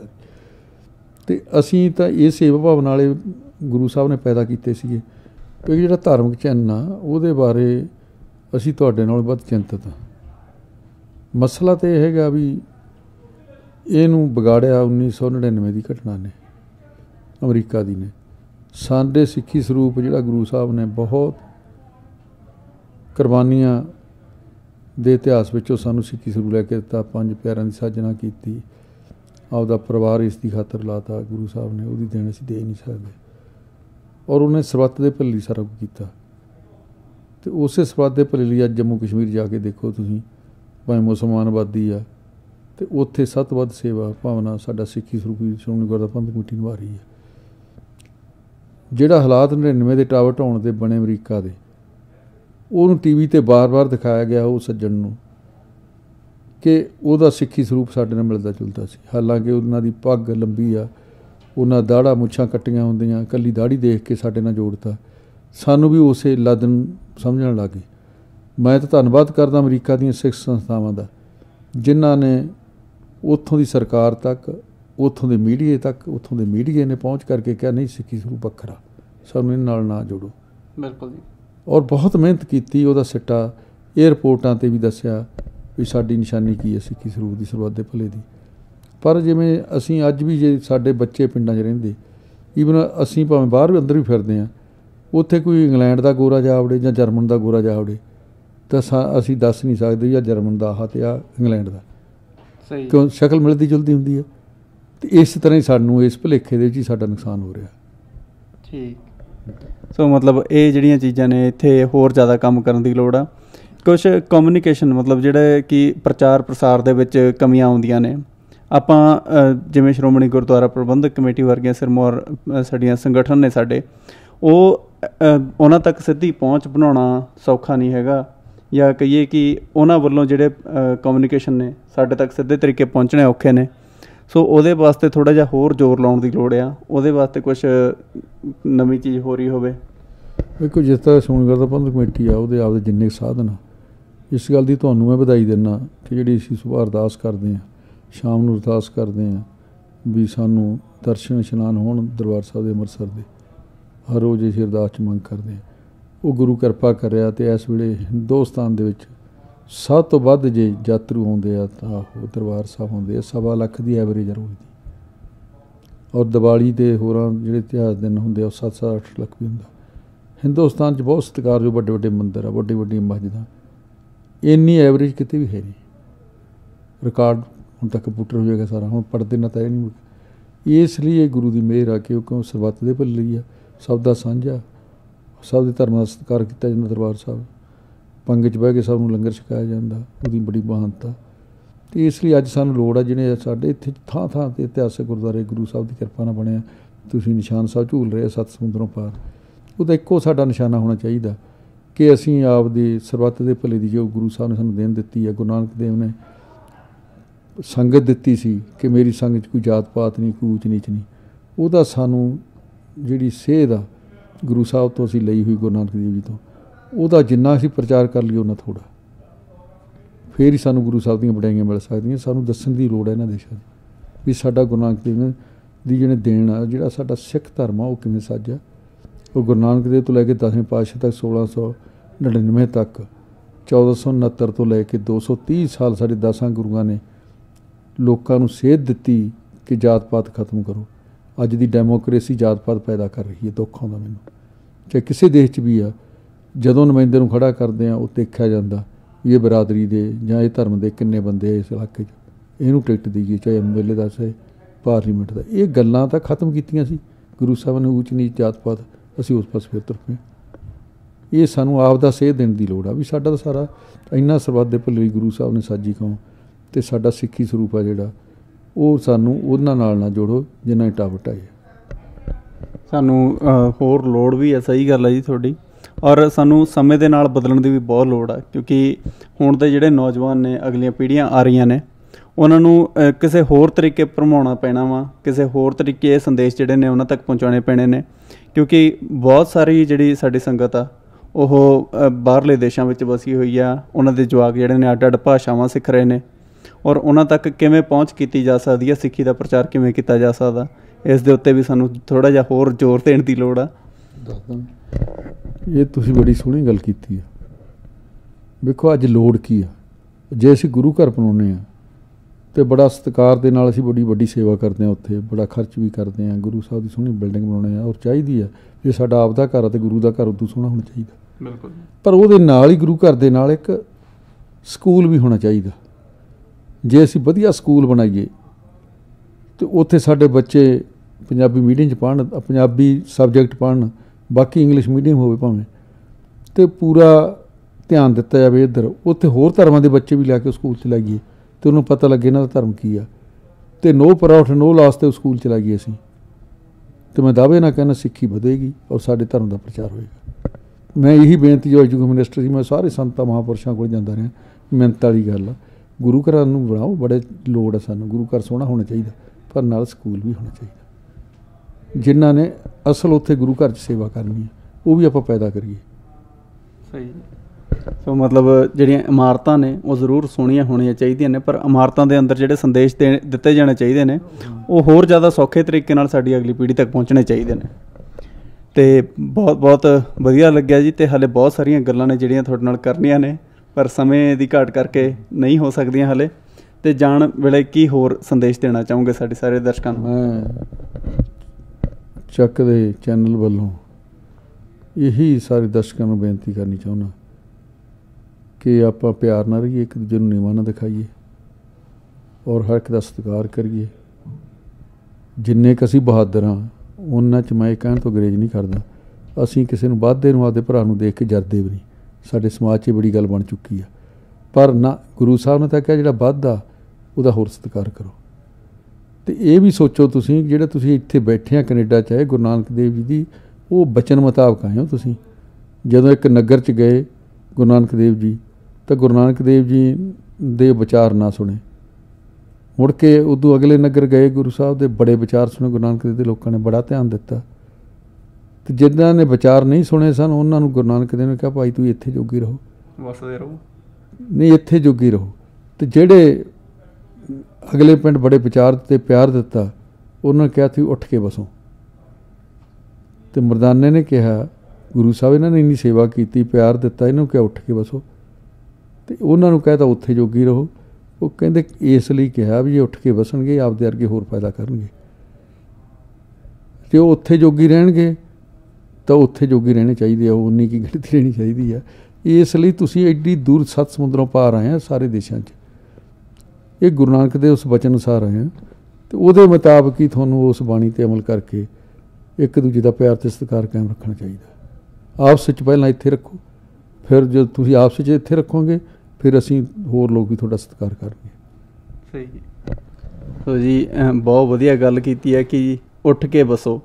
ਸੋ ਅਸੀਂ ਉੱਠੇ ਹੋਏ ਹਾਂ, ਅਸੀਂ ਆ ਕੇ ਇੱਥੇ ਵਸੇ ਹੋਏ ਹਾਂ, ਇੱਕ ਦੂਜੇ ਨਾਲ ਪਿਆਰ ਵਧਾਈਏ। ਅਤੇ ਬਹੁਤ ਬਹੁਤ ਧੰਨਵਾਦ ਜਥੇਦਾਰ ਤੋਤਾ ਸਿੰਘ ਜੀ ਸਾਡੇ ਨਾਲ ਜੁੜਨ ਵਾਸਤੇ, ਸਾਡੇ ਦਰਸ਼ਕਾਂ ਨਾਲ ਜੁੜਨ ਵਾਸਤੇ। ਅਤੇ ਦੁਬਾਰਾ ਜਦੋਂ ਆਉਂਗੇ ਤਾਂ ਵੀ ਅਸੀਂ ਗੱਲਬਾਤ ਕਰਾਂਗੇ ਜ਼ਰੂਰ। ਅਤੇ ਵਾਹਿਗੁਰੂ ਜੀ ਕਾ ਖਾਲਸਾ, ਵਾਹਿਗੁਰੂ ਜੀ ਕੀ ਫਤਿਹ। ਬਹੁਤ ਬਹੁਤ ਧੰਨਵਾਦ ਚੱਕ ਦੇ ਚੈਨਲ ਦਾ ਅਤੇ ਜਿੰਨੇ ਸਾਰੇ ਦਰਸ਼ਕ ਦਾ। ਇਹੀ ਵਾਹਿਗੁਰੂ ਕੀ ਅਰਦਾਸ ਕਰਨਾ ਕਿ ਪਰਮਾਤਮਾ ਤੁਹਾਨੂੰ ਆਪਦੇ ਜੀਵਨ ਸਫਲਤਾ ਬਖਸ਼ੇ। ਅਸੀਂ ਉਮੀਦ ਕਰਦੇ ਹਾਂ ਕਿ ਤੁਹਾਨੂੰ ਜਥੇਦਾਰ ਤੋਤਾ ਸਿੰਘ ਜੀ ਦੇ ਨਾਲ ਸਾਡੀ ਇਹ ਮੁਲਾਕਾਤ ਪਸੰਦ ਆਈ ਹੋਵੇਗੀ, ਔਰ ਜੋ ਵੀ ਸਵਾਲ ਜਵਾਬ ਜਿਹੜੇ ਕੀਤੇ ਗਏ ਨੇ ਉਹ ਬਿਲਕੁਲ ਸੀਮਿਤ ਦਾਇਰਾ ਸੀਗਾ ਸਾਡੀ ਗੱਲਬਾਤ ਦਾ, ਕਿਉਂਕਿ ਉਹਨਾਂ ਵੱਲੋਂ ਕੋਈ ਵੀ ਸਿਆਸੀ ਜਾਂ ਇਸ ਸਮੇਂ ਪੰਜਾਬ ਦੇ ਚੱਲ ਰਹੇ ਕਿਸੇ ਵੀ ਮੁੱਦੇ ਉੱਤੇ ਗੱਲਬਾਤ ਕਰਨ ਤੋਂ ਮਨਾ ਕਰ ਦਿੱਤਾ ਗਿਆ ਸੀਗਾ। ਸੋ ਇਸ ਕਰਕੇ ਜਿਹੜਾ ਸਾਡਾ ਗੱਲਬਾਤ ਦਾ ਮੁੱਦਾ ਸੀ ਉਹ ਸਿਰਫ ਉਹਨਾਂ ਦੀ ਸਿਆਸੀ ਜ਼ਿੰਦਗੀ ਔਰ ਜੋ ਉਹਨਾਂ ਵੱਲੋਂ ਇਸ ਸਮੇਂ ਖੇਤੀਬਾੜੀ ਦੇ ਨਾਲ ਸੰਬੰਧਿਤ ਇਹ ਦੌਰਾ ਕੀਤਾ ਗਿਆ ਉਹਦੇ ਬਾਰੇ ਗੱਲਬਾਤ ਸੀ, ਜਾਂ NRI ਮਾਮਲਿਆਂ ਬਾਰੇ ਜਿਹੜੇ ਵੀ ਮੁੱਦੇ ਉੱਠੇ ਸੀ ਉਹਨਾਂ ਬਾਰੇ ਗੱਲਬਾਤ ਕੀਤੀ ਗਈ ਆ। ਸੋ ਇਸ ਕਰਕੇ ਜਿਹੜੀ ਇਹ ਗੱਲਬਾਤ ਸੀਗੀ ਇਹ ਬਿਲਕੁਲ ਸੀਮਿਤ ਰਹੀ ਆ। ਇਸ ਤੋਂ ਇਲਾਵਾ ਤੁਹਾਡਾ ਕੋਈ ਸਵਾਲ ਹੋਵੇ ਸਾਡੇ ਤੱਕ ਤਾਂ ਤੁਸੀਂ ਸਾਨੂੰ ਸੰਪਰਕ ਕਰ ਸਕਦੇ ਹੋ ਸਾਡੇ ਟੈਲੀਫੋਨ ਦੇ ਰਾਹੀਂ ਜਾਂ ਈਮੇਲ ਦੇ ਰਾਹੀਂ। ਇਸ ਤੋਂ ਇਲਾਵਾ ਤੁਸੀਂ ਸਾਡਾ ਫੇਸਬੁੱਕ ਜਾਂ ਟਵਿੱਟਰ ਪੇਜ ਵੀ ਫੋਲੋ ਕਰ ਸਕਦੇ ਹੋ, ਨਾਲ ਦੀ ਨਾਲ ਸਾਡਾ YouTube ਚੈਨਲ ਵੀ ਸਬਸਕ੍ਰਾਈਬ ਕਰ ਸਕਦੇ ਹੋ। ਸੋ ਤੁਹਾਨੂੰ ਇਹ ਸ਼ੋਅ ਕਿਸ ਤਰ੍ਹਾਂ ਲੱਗਾ ਸਾਨੂੰ ਜ਼ਰੂਰ ਦੱਸਣਾ। ਸੋ ਮਿਲਦੇ ਹਾਂ ਇੱਕ ਨਵੇਂ ਸ਼ੋਅ ਦੇ ਵਿੱਚ ਇੱਕ ਨਵੇਂ ਗੱਲਬਾਤ ਦੇ ਮੁੱਦੇ ਦੇ ਨਾਲ। ਤਦ ਤੱਕ ਲਈ ਧੰਨਵਾਦ।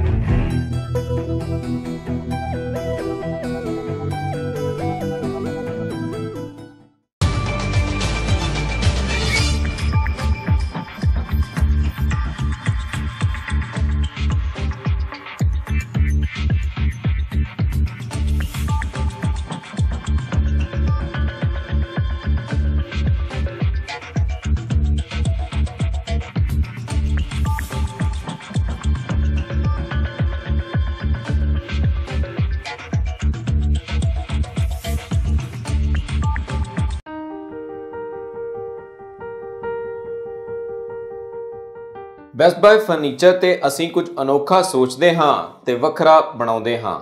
ਤੁਹਾਡੇ ਸੁਪਨਿਆਂ ਦੇ ਮਹਿਲ ਲਈ ਫਰਨੀਚਰ ਦੀ ਇੱਕ ਅਜਿਹੀ ਕਲੈਕਸ਼ਨ ਜੋ ਤੁਹਾਨੂੰ ਕਿਤੇ ਹੋਰ ਨਹੀਂ ਮਿਲੇਗੀ। ਸ਼ਾਨਦਾਰ, ਮਜ਼ਬੂਤ ਤੇ ਆਰਾਮਦਾਇਕ ਫਰਨੀਚਰ ਜ਼ਿੰਦਗੀ ਦੇ ਆਰਾਮਦਾਇਕ ਪਲਾਂ ਲਈ।